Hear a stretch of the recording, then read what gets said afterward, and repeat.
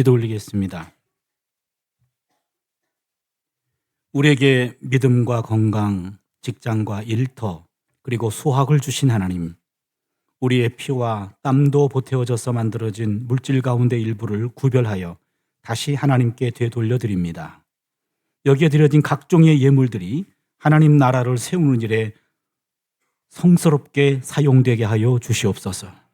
이 땅에 사는 동안 물질로 인하여 큰 어려움 겪지 아니하도록 우리 성도님들의 삶 속에 구체적으로 개입하여 주시옵소서. 그리하여 우리의 삶 속에 함께 하시는 하나님의 은혜를 감사하며 늘 감격하는 복된 인생 되게 하여 주시옵소서. 감사드리옵고 예수님의 이름으로 기도드리옵나이다. 아멘.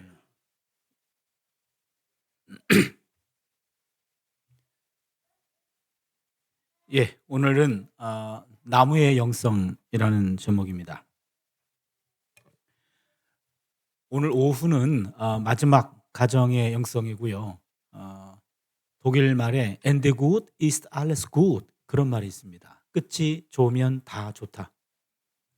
그래서 그동안 제가 개근을 부르짖었는데 얼마나 개근하셨는지 모르겠습니다만 오늘하고 오후 다 참석하면 개근한 걸로 간주하겠습니다.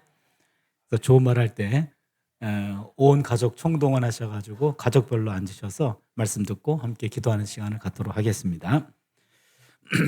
최인호 선생의 상도라는 책을 보면 박종경 대감이라는 분이 나옵니다. 이 박종경 대감 사랑방에는 수많은 손님들이 기숙하고 있었습니다. 어느 날 박 대감이 사랑방으로 건너갑니다. 거기 있는 손님들에게 질문합니다. 숭례문을 드나드는 사람이 하루에 몇 명이나 될까요? 숭례문은 오늘의 남대문을 말합니다. 남대문의 보초를 서고 있는 사람도 하루에 5,000명에서 7,000명 정도가 드나들기 때문에 정확한 인원을 알 수 없었습니다. 그런데 채연이라는 등장인물이 나오는데 채연이 정답을 말합니다. 채연은 2명이라고 얘기했어요. 어떻게 2명이요? 라고 물어봤더니 아무리 드나드는 사람이 많다 손치더라도 모든 사람들은 대감을 중심으로 대감에게 이로운 사람, 이씨 한 사람, 대감에게 해로운 사람, 해씨 한 사람, 이렇게 둘로 구분할 수 있습니다. 라고 말했습니다. 분명히 머리 숫자를 묻는 질문이었던 것 같은데 숫자로 답변하지 않았고 질적으로 답변을 했는데요. 곰곰이 생각해 보면 일리가 있는 것 같아요. 사람들은 많아요. 그러나 모든 사람들은요, 결국에 그가 속한 그 모임에 이로운 사람 이씨 아니면 해로운 사람 해씨로 구분될 겁니다. 어차피 우리는 한 번 사는 인생인데 이씨로 기억되길 원하지 해씨로 기억되기 원하는 해맑은 영혼들은 없겠죠. 그럼 어떻게 사는 것이 이씨의 삶을 사는 것인가? 우리 시편을 통해 답을 찾아보려고 합니다. 시편 1편 복 있는 사람은 그렇게 시작하죠. 복이란 단어는 히브리어로 2가지 단어가 가장 많이 쓰입니다. 하나는 바로흐, 또 한 단어는 아슈리. 바로흐, 아슈리. 따라하고 싶은 충동을 느끼시죠? 네, 한 번만 따라해 주세요. 바로흐. 틀렸습니다. 다시. 바로흐. 예, 아슈리. 시간 없어서 넘어가겠습니다. 바루흐하고 아슈리라는 단어인데 바루흐라는 단어는 축복, 우리말로 축복이라는 단어고 영어로 하면은 blessing입니다. 바루흐라고 하는 것은 주어지는 것을 강조합니다. 그런데 이 바루흐라는 축복은 무조건적으로 주어지는 겁니다. 그렇기 때문에 같은 신앙 공동체 안에 저 인간은 잘한 짓도 없는 것 같은데 늘 복받는 얄미운 인간들이 있죠. 그런 분들이 있어요. 저 인간은 도대체 왜 늘 복받지? 내가 보기엔 잘한 게 별로 없는 것 같은데 그때 그 복, 그게 바로 축복, blessing, 무조건적으로 주어지는 겁니다. 그래서 미국의 버락 오바마라는 대통령이 있었죠. 이 바락 어근이 같습니다. blessing 오바마 그런 뜻입니다. 그런데 오늘 시편 1편의 복이라는 단어는 바로흐 이 단어가 아니고 아슈레입니다. 아슈레라는 말은 우리말로 고치면 행복, 영어로 고치면 해피니스입니다. 바로흐는 무조건적으로 주어지는 것을 강조한다면 아실에는 누리는 겁니다. 누리는 것. 그런데 이 누림이 조건적으로 누립니다. 바로크는 무조건적으로 주어지는데 아실에는 조건적으로 누리는 겁니다. 특정한 행동을 했을 경우에만 누릴 수 있는 것. 전도서 6장 2절을 보시면요. 어떤 사람은 그의 영혼이 바라는 모든 소원에 부족함이 없어 재물과 부여와 존귀를 하나님께 받았으나 하나님께서 그가 그것을 누리도록 허락하지 아니하셨으므로 다른 사람이 누리나니 이것도 헛되어 악한 병이로다. 하나님으로부터 재물과 부여와 존귀를 받았습니다. 바로크의 축복이에요. 그런데 그것을 본인이 누리지 못하고 남이 누려요. 아시레라고 하는 행복은 얻지 못했습니다. 그렇다면 내가 갖고 있는 것 내가 누리지 못하고 남이 누립니다. 그렇다면 이것은 다 그림의 떡이다. 그런 말이죠. 그러기에 많이 있는 것도 좋지만 더 중요한 것은 많든 적든 내가 누릴 수 있는 것이 그게 진정한 행복입니다. 시편 1편은 복 있는 사람은 이란 말은 이것은 축복이 아니라 행복한 사람은 그런 뜻입니다. 그러게 두 가지 조건이 따라붙어요. 두 가지 일을 하는 사람이 하나님으로부터 주어진 것을 누리게 된다라는 말입니다. 첫 번째는요. 행복한 사람은 악을 멀리하는 삶을 삽니다. 1절을 보시면 복 있는 사람은 악인들의 꾀를 따르지 아니하며 죄인들의 길에 서지 아니하며 오만한 자들의 자리에 앉지 아니하고, 여기 보시면 똑같은 말들이 반복되는 것 같아요. 악인들의 꾀를 따르지 아니한다, 죄인들의 길에 서지 아니한다, 오만한 자들의 자리에 앉지 아니한다, 악을 멀리한다 라는 말인데 여러분 동사를 좀 주목해 보세요. 따르다, follow, 서다, stand, 앉다, sit down. 뭐가 좀 느껴집니까? 죄라고 하는 실체는 처음부터 무섭게 다가오지 않아요. 난 악이다! 이렇게 다가오면요. 지금 두 사람 깼는데요. 졸다가도 깨요. 도망가요. 그렇게 오지 않아요. 악이라는 것은 달콤한 유혹과도 같이 살며시 접근합니다. 호기심과 달콤함 때문에 외면하기는 아쉬워요. 그렇다고 움켜쥐기에는 찜찜해요. 그래서 움켜쥐지도 못하고 달아나지도 못하고 그냥 구경만 할게요 라고 일정한 거리를 두고 거기에 따라갑니다. 따라가다 보면 옆에 서요. 옆에 서는 걸 발견하는 순간 이왕 베린 몸 앉아버려요. 이게 죄에 대한 인간들의 보편적인 반응이에요. 따라가다 보면 옆에 서고 옆에 쓴 걸 확인하면 앉아버리게 됩니다. 그러게 한 번이라도 눈이 가면 어느덧 몸이 가고 몸이 가면 결국 마음도 가서 죄의 밥이 되어버리고 말아요. 그래서 행복한 사람은, 하나님이 주신 것을 누리는 사람은 악과 단절된 삶을 살려고 노력합니다. 고난은 맞서서 이기고 죄는 피해서 이기라는 말이 있어요. 고난은 맞짱 떠야 되고 죄는 36개가 가장 좋은 방법이에요. 보통 유혹에서 벗어나는 길은요, 두 가지가 있는데요. 첫 번째는 자신을 믿지 않는 겁니다. 난 절대로 안 넘어갈게요. 그 사람 반드시 넘어갑니다. 유혹 앞에서는 장수 없습니다. 시간 문제예요. 그렇기 때문에 자신을 믿지 않습니다. 난 절대로 안 넘어갈게요. 절대로 넘어갑니다. 자신을 믿지 마십시오. 두 번째는요, 유혹의 현장에서 무조건 달아나야 됩니다. 그 유혹의 현장에서 기도하셔도 안 돼요. 왜 거기서 기도합니까? 달아나셔야 돼요. 그냥 도망가야 됩니다. 이것이 악으로부터, 유혹으로부터 나를 지키는 방법입니다. 두 번째, 행복한 사람은 하나님의 말씀과 가까이 합니다. 오늘 2절 말씀 보시면 오직 야훼의 율법을 즐거워하여 그의 율법을 주야로 묵상하는도다 그랬습니다. 행복한 사람은 하나님의 말씀을 즐거운 마음으로 대합니다. 시편 119편 103절을 보시면 주의 말씀의 맛이 내게 어찌 그리 단지요 내 입에 꿀보다 더 다니이다. 하나님 말씀이 꿀송이같이 느껴진다면 내가 영적 상태가 건강한 겁니다. 하나님 말씀이 이해가 안 되면은요, 말씀이 문제가 아니라 이해가 안 되는 내가 문제가 되죠. 우리가 영적 상태를 건강 체크를 해보려면요, 우리 몸에 이상이 오면 병원에 가면 의사 선생님이 청진기를 가지고 우리 가슴 여기저기 소리를 들어보고 등에 소리를 들어보면 어디에 문제가 있습니다 라고 병을 찾아내죠. 마찬가지로 내가 영적으로 건강한가 건강하지 아니한가는 성경 청진기를 심령에 갖다 대면 돼요. 성경 어디를 펴봐도 내가 달고 오묘하게 느껴지면 나는 건강한 거예요. 집사님 잠이 안 와요? 잠언 읽으면 즉방해야요 라고 잠언 읽고 주무신다거나, 아니면은 아이고 목사님 도대체 구약 예언서는 은혜가 안 돼요. 이해가 안 돼요. 여러분 예언서를 꼼꼼히 읽어보면은요 항상 결론은요 칼과 기근과 전염병으로 심판하겠대요. 이게 구약 예언서에 나오는 심판 3종 세트예요.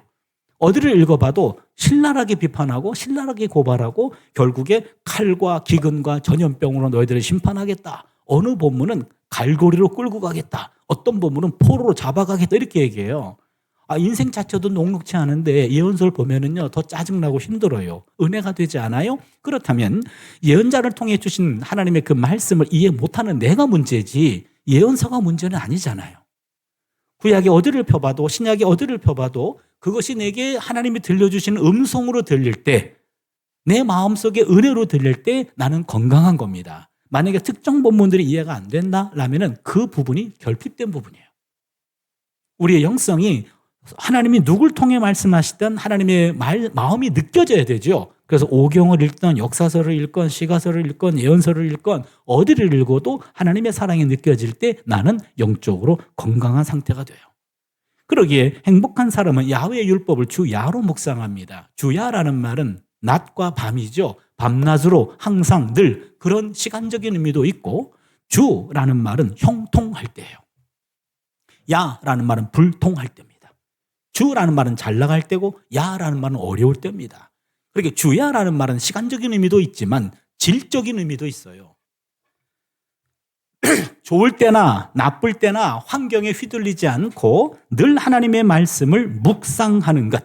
어떠한 환경에도 하나님 말씀을 늘 기쁨으로 묵상하는 것. 말씀이 상수가 되고 환경이 변수가 되어야 됩니다.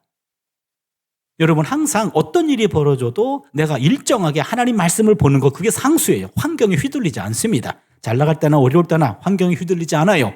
환경을 초월해서 늘 내가 하는 것들은 하나님 말씀을 읽는 것은 상수, 그 이외의 것들은 변수, 이걸 지켜내는 거예요. 이걸 지켜내는 것이 주야로 묵상하는 겁니다. 여러분 말씀 묵상 어떻게 하시나요? 말씀 한 구절 읽고 눈 감고 깊이 생각하다 피곤하면 의식도 잃고 그러잖아요. 그래서 피곤할 때 묵상하면 졸려 그러는데 말씀 묵상 잘못하셔서 그래요. 여기 묵상이라는 히브리어가 하가라는 말인데 이 말은 나지막한 목소리로 읊조리다. 소리내서 읽는 겁니다. 계속해서 읽는 겁니다. 연구하다, 공부하다요. 그러게 말씀 묵상은요. 소리내서 읽는 겁니다. 눈으로만 읽는 것이 아닙니다. 소리내서 읽습니다. 랍비들은 기도보다 성경 묵상이 성경 공부가 가장 높은 형태의 예배라고 간주했어요. 왜냐하면 기도할 때는 우리가 하나님께 말하지만 성경을 묵상할 때는 하나님이 우리에게 말씀하셔요. 그러기에 기도보다 말씀 묵상이 더 높은 차원의 예배입니다 라고 말했어요. 마틴 루터는 종교개혁자죠. 내가 장성한 어른이고 박사고 교수인데 성경을 읽을 때만큼은 또박또박 소리내서 읽는다라고 말했어요. 여러분 말씀 읽을 때는요 눈으로만 읽으면 안 됩니다. 소리내서 읽어야 돼요. 내 귀에 들려야 됩니다. 여러분 우리 몸에 외부와 내부가 이렇게 소통이 되는 문이 우리 몸 전체에 9개가 있는 것 여러분 모르시죠? 한번 따져볼게요. 요 얼굴에만 7개 문이 있어요. 요걸 양의 문이라 그래요. 흡입과 배출이 가능해요. 뭐가 있죠? 눈 둘, 콧구멍 둘, 귓구멍 둘, 입 하나, 7개나 되네요. 요걸 양의 문이라 그래요. 이것은 흡입과 배출이 가능합니다. 배꼽 아래 양의 문이 있어요. 2개. 요도와 항문. 이것은 배출용입니다.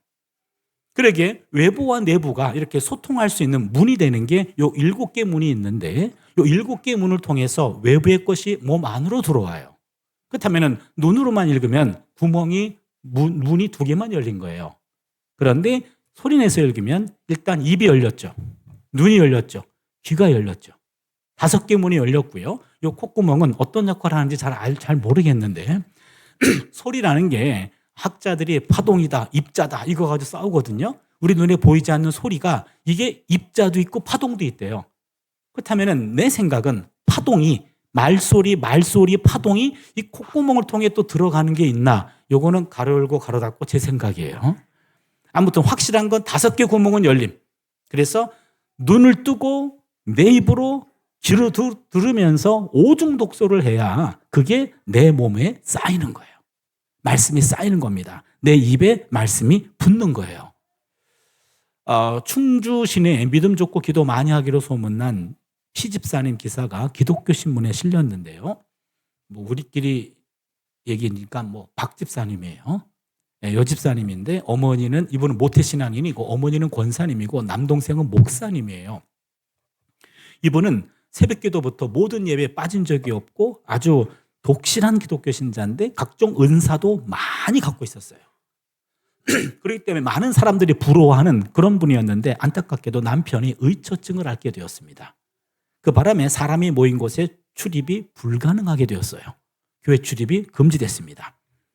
그런데 기도는 많이 하는 분이었기 때문에 어느 날 꿈속에서 옥황상제를 만나고요. 설악산, 지리산, 명산을 찾아다니면서 기도만 하다가 결국 보살로 변해서 본격적으로 무당의 길로 나섰어요. 모태신앙인 40년 만에 무당되다. 이게 교계신문에 실렸어요. 왜 이런 일이 생겼을까요? 이분은요, 신유와 방언과 통병과 예언 등 각종 은사들이 많았어요. 그런데 그동안은 별 탈이 없었던 것은 모든 예배에 참석하게 되면서 하나님의 말씀이 내 안에 들어왔던 거예요. 말씀이 들어와서 말씀으로 어느 정도 스크린이 됐던 겁니다. 내 영적 체험과 하나님의 말씀이 균형을 잡아줬었는데 말씀 공급이 차단되고 오히려 기도만 하다가 악한 영의 소리를 하나님의 소리로 착각한 거예요. 여러분, 굉장히 중요한 대목입니다. 하나님의 말씀이 부족하면 우리의 과한 영적 체험은 우리를 잘못된 길로 오도할 수 있어요. 사오정을 아시나요? 잘 못 듣는 친구. 어느 날 사오정이 학교를 갔어요. 선생님이 교실을 쭉 들어왔더니 교실이 너무 지저분해가지고 화가 나셨어요. 주번 나와! 사오정이 나갔어요. 엄청나게 혼났어요. 너는 주번이면 일찍 와가지고 청소해야지. 이게 뭐 하는 짓이야? 라고 엄청나게 혼나고 매를 맞고 있는데 누군가가 느지막하게 들어와요. 넌 뭐야? 주번인데요. 넌 뭐니? 9번인데요. 사오정이 잘못 들었어요. 자기 9번인데 괜히 주번 소리를 9번을 잘못 들어가지고 지가 봉변당하고 있어요. 여러분, 주파수를 잘못 맞추면 제대로 된 소리를 내가 왜곡할 수 있어요. 그래서 말씀을 늘 읽는 것은, 말씀을 묵상하는 것은 하나님과 주파수를 맞추는 거예요. 그러게 잘못된 소리를 커트해내고 제대로 된 소리를 올바로 듣게 하는 것, 그것은 바로 말씀 묵상에 있습니다. 이런 사람은 결국 시냇가에 심겨진 나무가 됩니다. 3절 말씀이죠. 그는 시냇가에 심은 나무가 철을 따라 열매를 맺으며 그 잎사귀가 마르지 아니함 같으니 그가 하는 모든 일이 다 형통하리로다. 구약성경에서 나무는 의인을 상징한다고 그랬죠. 기억나시죠? 네, 안 나시는군요. 시편 92편 12절을 보시면 의인은 종려나무같이 번성하며 레바논의 백향목같이 성장하리로다. 의인은 나무 같다, 이런 얘기입니다. 구약성경에서 나무는 의인을 상징합니다. 시냇가에 심은 나무라 그랬죠? 근데 여러분, 시냇가, 요 시냇가는요 독특한 단어예요. 보통 시냇가가 아닙니다. 구약성경에 나오는 시냇가를 가리키는 보통 단어는요, 이것은 이스라엘 지역은 겨울에만 비가 와요. 그게 우기입니다. 그리고 그때만 시내가 형성돼요. 그리고 1년에 한 6개월, 7개월 정도는 비 한 방울 내리지 않아요. 그때는 시내가 말라붙어 버려요. 그거를 자연천이라 그래요. 자연이 이루어진 천. 그거를 계절천. 겨울에만 천을 이룬다. 계절천. 와디. 들어보신 분 있나요? 속이는 시내. 와디. 이것은 물이 많을 때는, 겨울에는 물이 많아요. 그런데 여름에 가면 물이 하나도 없어. 속았어. 그래서 와디라고 말하는데, 그런 쪽으로 이 나무가 옮겨 심어졌다간 이 나무는 겨울에는 청청하지만 여름에는 돌아가십니다. 그렇죠? 여기 있는 시냇가는 그런 시냇가가 아니고 관계수로가 연결돼 있어서 1년 내내 물이 흐르는 그런 시내입니다. 그러게 결국 악을 멀리하고 하나님 말씀을 가까이 하는 사람은 물이 메마르지 않는 시냇가에 심은 나무가 됩니다. 여기 심은 이라는 단어도 정확하게 번역하면 심겨진이에요. 심겨진. 수동태입니다. 무슨 얘기입니까? 누군가에 의해서 옮겨 심어진 거예요. 여러분, 나무가 어디가 물이 많을까 하면서 걸어 다니다가 뿌리를 내린 나무가 있다면 그 걸어 다니는 나무 신고해 주시기 바랍니다. 미친 나무예요. 그렇죠? 나무는 걸어다니지 않아요. 그냥 가만히 있어요. 그러면 나무 주인과 혹은 외부인에 의해 가지고 이것이 옮겨서 심어주는 거예요. 그러면 나무 쪽으로 보면 심겨진이죠. 그래서 정확하게 번역하면 심겨진 나무입니다. 요거를 전문 용어로 divine passive, 신적 수동태라 그래요. 히브리어도 그렇고 헬라어도 그렇고 결정적인 순간에 수동태로 표현돼요. 그렇게 되었습니다. 그 말은 뭡니까? 내가 한 게 아니라 외부의 힘에 의해 됐다는 얘기예요. 그 외부의 힘은 누굽니까? 하나님이에요. 하나님이 하셨습니다. 그 말을 그렇게 되었습니다 라고 표현하는 거예요. 그거를 신적 수동태라고 말합니다. 사실 알고 보면 인생은 능동태가 아니고 수동태 아닌가요? 잠언 16장 9절을 보시면 사람이 마음으로 자기의 길을 계획할지라도 그의 걸음을 인도하시는 이는 야훼시니라. 인생은 내 계획대로만 되는 거 아니잖아요. 지나고 보면은요, 내 계획대로 되지 않아요. 하나님에 의해 가지고 방향이 틀어져요. 그렇기 때문에 인생은 사는 것이 아니라 사라지는 거예요. 내 뜻대로 사는 게 아닙니다. 하나님께서 개입하셔가지고 방향을 틀어줘요. 그래서 인생은 능동태가 아니고 수동태라고 말합니다. 악과 단절된 삶을 살려고 노력하고 하나님 말씀을 늘 가까이 두고 공부하는 사람은 나무라는 의인이 됩니다. 이 나무에는 4가지 특징이 있어요. 이게 나무의 영성입니다. 우리가 오늘 먹어야 될 영성이에요. 첫 번째, 나무는 침묵합니다. 나무는 자신에게 욕을 해도 침묵하고 삿대질해도 침묵하고 침을 뱉어도 침묵하고 심지어 가지를 꽂고 짓밟아도 끝까지 침묵합니다. 주변의 무익한 처사나 소리에 전혀 반응하지 않습니다. 억울한 소리에도 일체 반응하지 않습니다. 나무는 우리가 알 수 없는 무엇인가 귀를 기울이며 철저히 침묵하는 것 같습니다. 우리는 때로 거짓말도 하고 실언도 하긴 합니다.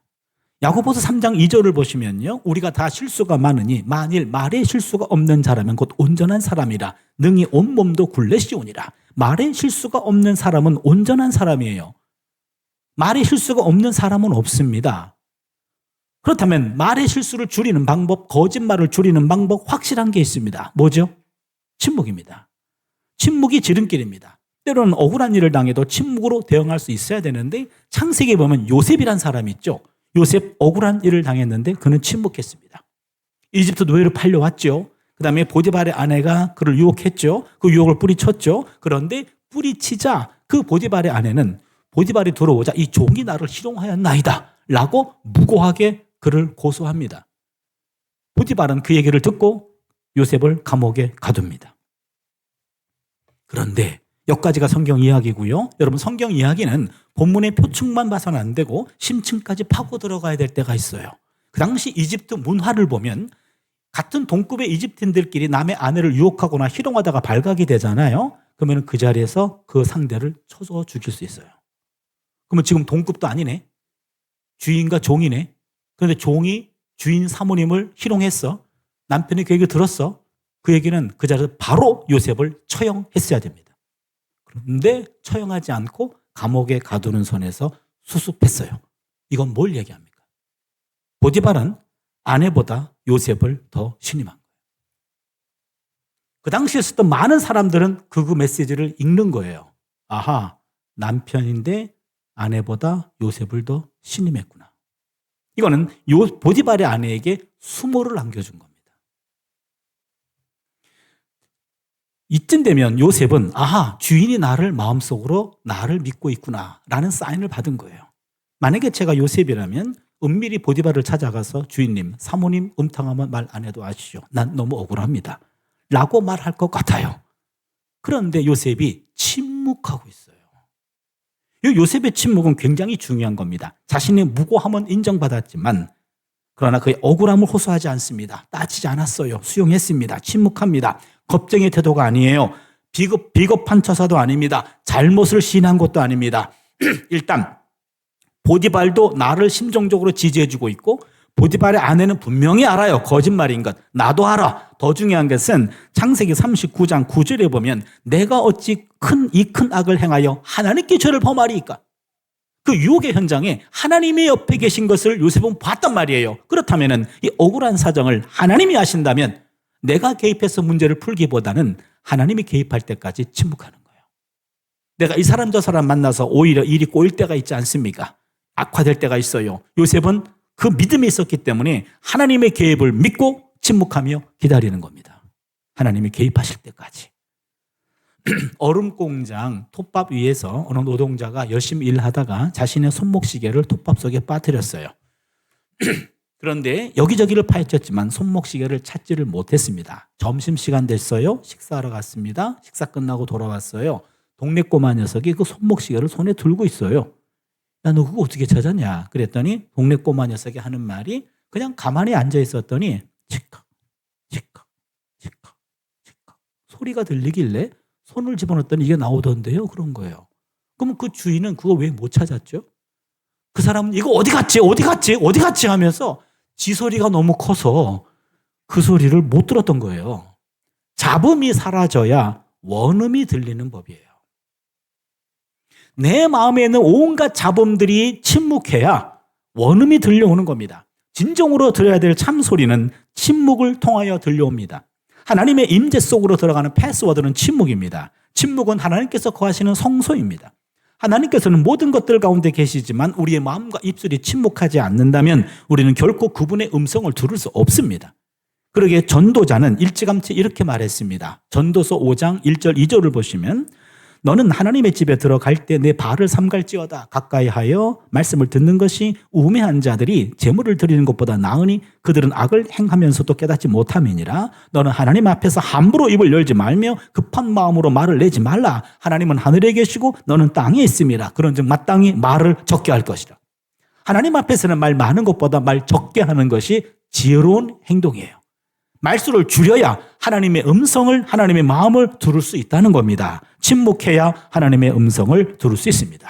하나님의 때가 이를 때까지 때로는 침묵하며 인내하는 삶을 살 수 있기를 바랍니다. 두 번째입니다. 나무는 성장합니다. 나무는 성장합니다.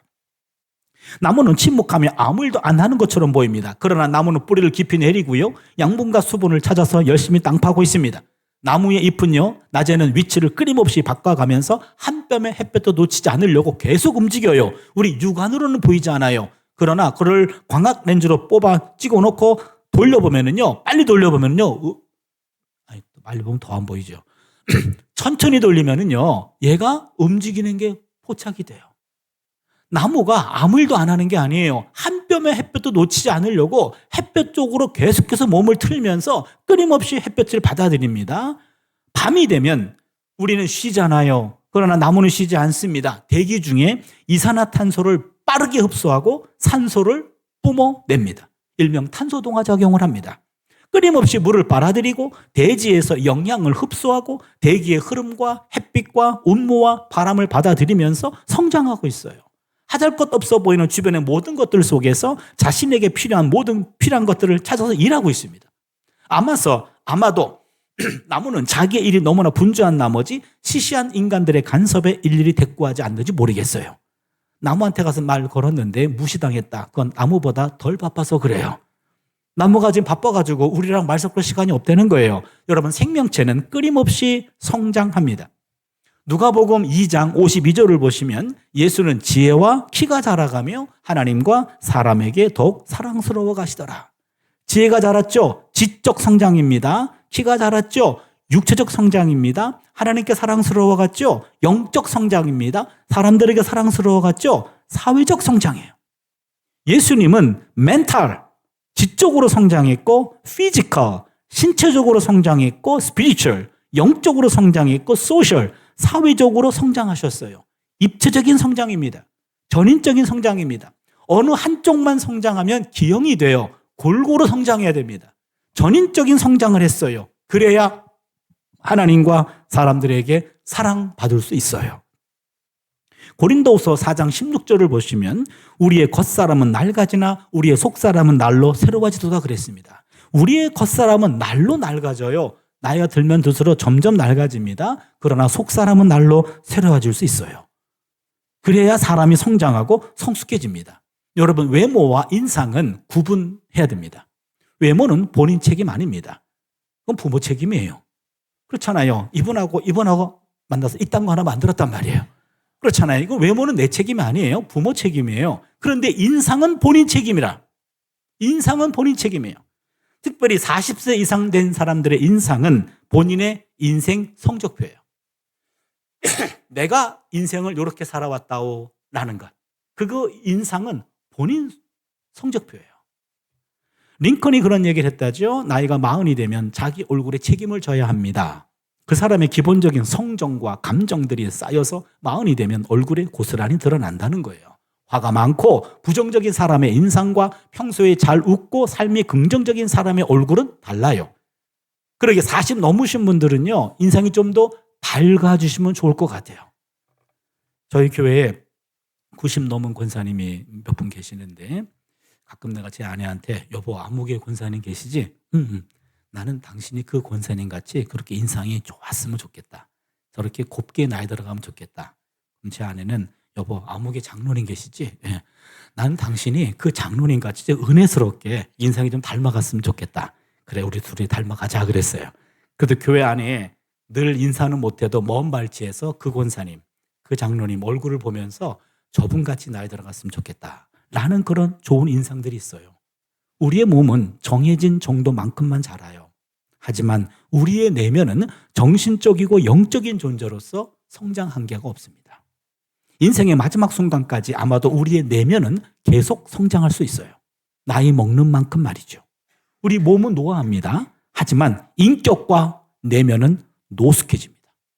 내면의 성장판은 닫히지 않습니다. 모든 생명은 성장이 멈추면 그때부터 퇴보합니다. 쇠퇴합니다. 어느 시점에서 소멸해요. 그래서 나이 들었다고 성장 멈추면 안 됩니다. 성장은 배움이라는 양식을 흡수함으로 이루어집니다. 매일매일 배움이라는 양식을 통해서 늘 성장할 수 있기를 바랍니다. 세 번째입니다. 나무는 열매를 맺습니다. 나무는 때가 되면 유실수라고 한다면 반드시 열매를 맺습니다. 그런데 그 나무 열매는 나무가 취하지 않아요. 여러분 나무가 이건 내가 뼈 빠지게 내가 만든 거예요 하고 자기 열매를 따먹는 나무가 있다면 그 나무도 신고해 주시기 바랍니다. 아까 걸어다니는 나무하고 열매 따먹는 나무 신고감이에요. 미친 나무예요. 그렇잖아요. 자기 열매를 나무가 먹는 경우가 없어요. 나무 열매는 남이 먹어요. 그렇잖아요. 동네 꼬마 녀석이 따다 먹던지 아니면 새가 와서 쪼아 먹던지 아니면 주인이 따다가 팔던지 나무의 열매는 나무의 것이 아니라 남의 것이에요. 나무 열매는 인간에게 생명을 공급합니다. 나무의 줄기나 껍질에서 섬유가 나와서 사람의 몸을 감싸는 옷을 만들어줍니다. 나무의 제목으로 연장과 무기를 만들어서 집 짓는 데 사용하지요. 나무의 땔감과 나무의 숯으로 불을 일으킵니다. 난방을 하지요. 식물을 굽거나 삶아서 조리를 하게 해줍니다. 게다가 나무의 불은요 한밤중에 어둠으로부터 인간을 보호해 주기도 해요. 나무의 잎과 나무의 열매와 나무의 뿌리는 약이 되어주기도 합니다. 그러면요 나무는 뿌리부터 잎까지 하나도 버릴 게 없어요. 나무의 모든 것들은 다 남을 위한 겁니다. All mine to give. 내게 있는 모든 것들을 다 남에게 준다. 이게 나무예요. 여러분 사과가 6개가 있어요. 사과 1개 먹었습니다. 몇 개가 남았죠? 이쪽 거 먹으니까 힘들죠. 이쪽 거 먹을게요. 몇 개 남았죠? 5개. 2개를 나무를 줬어요. 몇 개 남았죠? 예? 3개죠. 예, 여러분 정상이에요. 어떤 분은 1개가 남았대요. 왜요? 그랬더니 내가 인생을 살아보니까 먹는 게 남는 겁디다. 이런 분 있어요. 먹는 게 남는 거래. 1개 남았대요. 근데 여러분 먹은 거 1개 잠시 남았을지는 모르지만 영원히 남지는 않죠. 그렇죠? 먹은 게 영원히 남는 게 아니에요. 그럼 쌓아둔 3개가 영원히 남나요? 먹어서 없어지든지 쌓아두었다가 썩어서 버리든지. 그러면 영원히 남는 건 몇 개일까요? 2개예요. 잠시 내게 왔다가 내가 남에게 베풀었던 것, 내가 남에게 나누었던 것, 그거 2개. 요게 남는 거예요. 그게 열매예요. 내가 먹는 것 열매 아니고요. 쌓아둔 것 열매 아니고요. 내게 잠시 왔다가 남에게 베풀었던 것, 남에게 터냈던 것, 그것이 열매가 되고 그걸 통해 인생이 평가가 되는 거예요. 제가 학교 지금 31년째 교수 생활을 하고 있어요. 점심때가 되면 이제는 오늘 무엇을 먹을까 늘 그거 고민하고 있어요. 그러면 학생들한테 니네 오늘 어디 가냐 그러면 학식 가요 그래요. 학식은 학교 식당의 준말이에요. 거기엔 2가지 의미가 있어요. 첫 번째 싸다, 2번째 맛없다. 그러니까 학생들도 학식 안 가려고 그래요.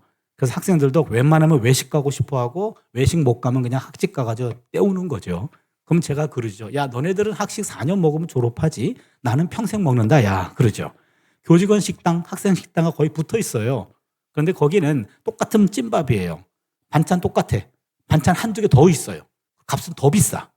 그러니까 교수들도 학식에 질려가지고 웬만하면 외식하고 싶어요.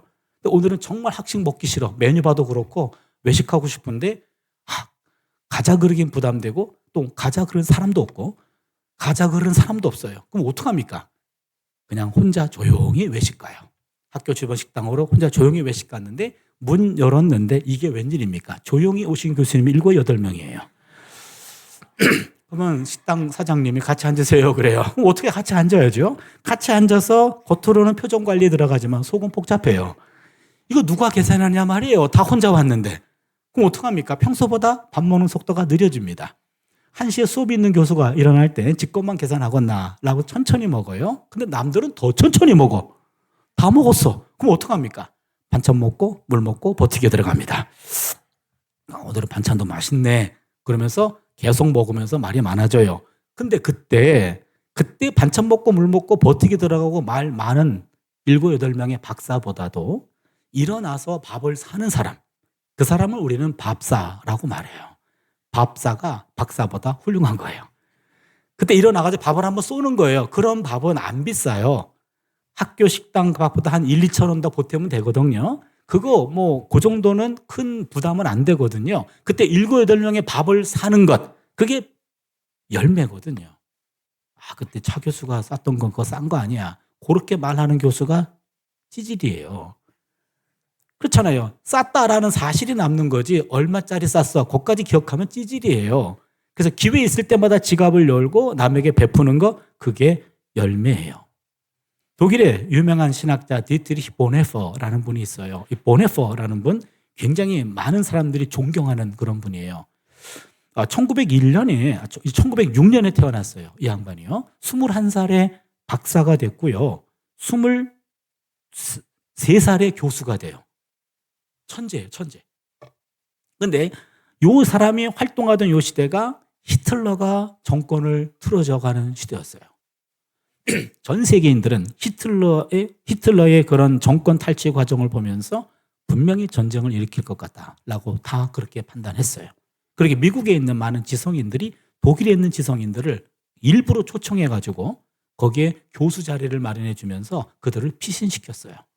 보네퍼도 미국의 뉴욕에 있는 뉴욕 테올로지컬 세미너리에 라인홀드 니버라는 유명한 기독교 윤리학자가 있는데 그분이 초청해가지고요 교수 자리를 마련해 놨어요. 그리고 보네퍼에게 권면을 했어요. 당신 나라가 위험하다. 곧 전쟁을 일으킬 것 같은데 전쟁 끝나고 나서 복구할 때 그때 당신 가는 것이 좋을 것 같다. 그때까지 여기서 교수 자리를 당신이 맡아주면 어떻겠소? 라고 제안을 했어요. 그때 보네퍼 목사님은 그러기 때문에 가야 된다라고 말했어요. 목사로서 우리나라가 위태로울 때 피해 있다가 가는 것은 그건 목사의 도리가 아니다. 그래서 가야 된다. 갔고요. 그가 한 유명한 말이 있어요. 미친 사람이 정상적인 버스 위에 뛰어 올라가서 정상적인 운전사를 끌어내리고 자기가 운전대를 잡았다. 그리고 폭주를 한다. 차도로만 다니는 게 아니라 핸들을 틀어서 인도까지 올라와요. 버스가. 그러니 보행자들이 쳐요. 죽어나가요. 병원에 실려나가요. 교회는 그때 죽은 사람들 장례식이나 치러주고 병원에 실려간 사람들 가서 신방만 하는 게 교회냐. 그 미친 운전자의 폭주는 지금도 계속되고 있다. 교회는 뛰어 올라가서 그 미친 운전자로부터 운전대를 뺏어야 된다. 그 미친 운전자가 히틀러예요. 그래서 보네퍼 목사님이 히틀러 암살단에 가입해요. 그런데 안타깝게도 게슈타포에 의해서 발각됩니다. 그래서 보네퍼 목사님이 감옥에 들어갔고 사형 선고를 받았어요. 18개월 동안 18개월 동안 거기서 감옥에 있었는데 언제 죽을지 모르는 사형 선고가 내려졌기 때문에 언제 죽을지 모르는데 그는 거기서 목회를 했어요. 불안한 사람들을 위로해주고 예배해주고 기도해주면서 그곳에서 목회를 했어요. 안타깝게도 1945년 히틀러가 자살하기 한 달 전에 보네퍼를 처형시켰어요. 39살에 처형이 됩니다. 형장의 이슬로 사라졌어요. 너무 안타까워요. 이분이 살아계셨다면 아마 신학은 더 깊이 더 보편적으로 발전했을 것 같아요. 이분이 했던 유명한 말이 있어요. 예수는 타자를 위한 존재다. Jesus is being for others. 예수는 타자를 위한 존재다. 우리가 믿는 예수는 다른 사람들의 발을 씻기로 왔고 섬기러 오신 분이다. 예수의 삶은 타자를 위한 존재였다. 예수를 주로 고백하는 사람들, 교회는 타자를 위한 집단이 돼야 된다. 유명한 기독론과 교회론이에요. 교회는 타자를 위한 집단이다. 여러분, 교회를 한번 생각해 보세요. 모든 사람들의 모임은요, 시간과 물질과 몸을 모아서 여기서 모아진 재화를 가지고 회원들의 이익을 도모해요. 이게 모든 모임의 본질이에요. 교회는 그렇지 않습니다. 교회는 물질을 모아요. 시간을 모아요. 몸을 모아요. 여기서 모아진 재화를 가지고 교회 다니지 않는 사람들을 어떻게 우리가 살리고 도울 것인가, 그거 궁리해요. 이게 교회라는 얘기입니다. 여러분, 교회는 자기 멤버가 아닌 다른 사람들의 유익을 위해서 존재하는 유일한 사회 집단이 교회입니다. 교회는 우리만을 위해 존재하지 않아요. 하나님의 사람들은 나 혼자만을 위해 존재하지 않습니다. 예수님께서 걸어가신 그 길은 타자를 위한 삶이었기 때문에 우리도 그분을 주로 고백한다면 내가 있는 그곳에서 타자에게, 나랑 상관없는 사람들에게 조금이라도 도움을 주기 위해서 사는 것이죠. 그런 사람들이 모였어요. 그렇다면 이것은 타자를 위한 집단이에요. 하나님께서 이곳에 우리 교회를 세워주신 것은 이 지역사회에 어려운 사람들을 책임지라고 여기다가 하나님의 교회를 세워주신 거예요. 우리가 갖고 있는 모든 물질과 시간과 모든 달란트를 가지고 이 주변 사람들, 교회 멤버가 아닌 사람들을 섬기는 일을 하는 것, 그게 우리의 몫이고 그게 바로 열매라는 겁니다. 예수님께서 잎만 무성한 무화과나무를 저주하신 적이 있어요. 잎이 무성했어요. 많이 시장하셨던 모양이에요. 열매를 기대했습니다. 열매가 없었어요. 그래서 그 무화과나무는 저주받아요. 저는 잎만 무성한 무화과나무 이 이야기를 볼 때마다 이게 곧 나를 말하는 것은 아닌지 늘 두렵고 떨리는 마음이 있어요. 우리 모두 바쁘게 살아요. 그렇잖아요. 그런데 바쁘게 사는데 열매가 있느냐, 그 얘기죠. 잎만 무성한 무화과나무와 같이 예수님이 찾는 열매가 없다면 우리는 저주받는 인생이 아닐까. 남에게 베풀고 나누는 열매가 없다면 잎만 무성한 나무가 됩니다. 인생은 쌓아둔 것이 아니라 남에게 베푼 열매로 평가됩니다. 여러분, 열매 있는 인생을 살아갈 수 있기를 바랍니다. 마지막입니다. 나무는 그늘이 되어줍니다. 나무는 침묵하며 성장하며 열매를 맺으며 또한 그늘이 되어줍니다. 나무는 한여름 떼약볕을 피하는 그늘이 되고 안식처가 됩니다. 뜻밖의 소나기를 만난 사람이 잠시 쉬어가는 쉼터가 되어주기도 합니다. 구약성경에서 가장 지혜로운 왕으로 유명한 사람이 있어요. 누구죠? 지혜로운 왕, 가장 유명하신 분? 솔로몬. 솔로몬이 기브온 산당에서 1000번제를 드리는 사건이 나오죠. 여러분, 1000번제는 1000번제가 아니라 1000번제예요. 태울 번자. 그러니까 1000마리 완샷 한꺼번에 태워드린 겁니다. 예루살렘에서 기브온 산당까지는 약 8km 떨어져 있어요. 그 바쁘신 솔로몬 씨께서 매일매일 한 마리씩 가지고 왔다 갔다 한 게 아니고요. 한 번에 가서 1000마리 양을 하나님께 다 번제로 드린 거예요. 1000마리 완샷 한꺼번에 태워드렸어요. 오늘날 교회에서 1000번제 헌금하는 교회가 있어요. 그건 1000번제가 되는데 1000마리를 한꺼번에 드리는 부담이 되니까 하루에 한 마리씩 나누어 드리세요 라는 차원으로 재해석한 거고, 바쁘신 솔로몬 씨는 1000마리 완샷 한꺼번에 다 태워드렸어요. 그날 밤 꿈속에 하나 나타나셨어요. 내가 내게 뭘 해주기를 원하느냐? 그때 솔로몬이 뭘 요구했죠? 지혜. 예, 여러분 왕상 3장 9절 개역 개정성경 다시 한번 보세요. 왕상 3장 9절입니다. 누가 주의 이 많은 백성을 재판할 수 있사오리까? 듣는 마음을 종에게 주사 주의 백성을 재판하여 선악을 분별하게 하소서. 저기 듣는 마음, 저게 옛날 성경이 지혜로운 마음으로 번역했어요. 그것 때문에 솔로몬이 지혜를 요구했다라고 잘못 이해하고 있어요. 솔로몬이 요구했던 것은 지혜가 아닙니다. 듣는 마음이에요. 무슨 말입니까? 백성들의 마음을 들어주는 리더가 되어 주십시오. 그런 리더가 되길 원합니다. 이 말이에요. 여러분 잘 들으세요. 리더는 자기 목소리를 높이는 사람이 아니고요. 내가 책임진 사람들의 이야기를 들어주는 사람이에요. 무슨 아픔이 있을까? 무슨 고민이 있을까? 무슨 니드가 있을까? 그거를 들어주는 게 리더예요. 나를 따르라가 아니라 뭘 원하십니까? 지금 마음이 어떠십니까? 어떤 상태에 있습니까? 라고 물어봐주고 그들의 이야기를 들어주는 것, 오늘날 말로 하면은 경청입니다. 리더는 잘 들어주는 사람이에요. 세상은 자기 마음을 있는 그대로 관심 갖고 들어줄 사람을 찾습니다. 누군가가 내 목소리를 경청해주고 들어주고 공감해주고 내 존재를 인정해주고 내 가치를 알아주는 것을 원합니다. 그래서 성경은 듣기 전에 말하는 것은 어리석은 짓이다 라고 말합니다. 지식은 말하려 하지만 지혜는 들으려고 합니다. 여러분, 이 말씀 멋있지 않나요? 지식은 말하려 하지만 지혜는 들으려고 해요. 멋있는 말은 제 말이 아닌 것도 아시겠죠? 제가 책을 읽다가 이 글귀를 발견해가지고요 따왔어요. 맞아요. 지식은 말하려 하지만 지혜는 들으려고 해요. 워런 버핏이라는 미국의 유명한 투자회사 회장이 있어요. 전 세계적으로 아마 가장 갚고 굉장히 많은 도네이션을 했던 사람인데, 이 워런 버핏 회장한테 어느 신문 경제기자가 인터뷰를 하면서 질문을 했어요. 회장님, 인생의 성공을 어떻게 정의하십니까? 기자가 기대하는 대답은 인생의 성공이란 열심히 해서 돈을 많이 벌고 이 많은 돈을 더 많은 사람들에게 이렇게 도네이션 하는 것이 인생의 성공입니다. 그렇게 말할 줄 알았어요. 그런데 이 버핏 회장의 대답은 뜻밖이었습니다. 인생의 성공이란 나이가 들수록 주변에 젊은이가 많아지는 것이 성공입니다. 이렇게 얘기했어요. 인생의 성공이란 나이가 들면 들수록 나보다 젊은 사람들이 나를 많이 찾아와 주는 것, 그게 성공입니다. 젊은이들의 이야기를 들어줄 사람으로 간주되는 것, 그게 성공이라는 거예요. 나이가 들면 젊은 사람에게 자신의 경험을 나누고 싶어 해요. 그렇기 때문에 그 유명한 라떼를 쏘는 거예요. 라떼는 말이야 이러잖아요.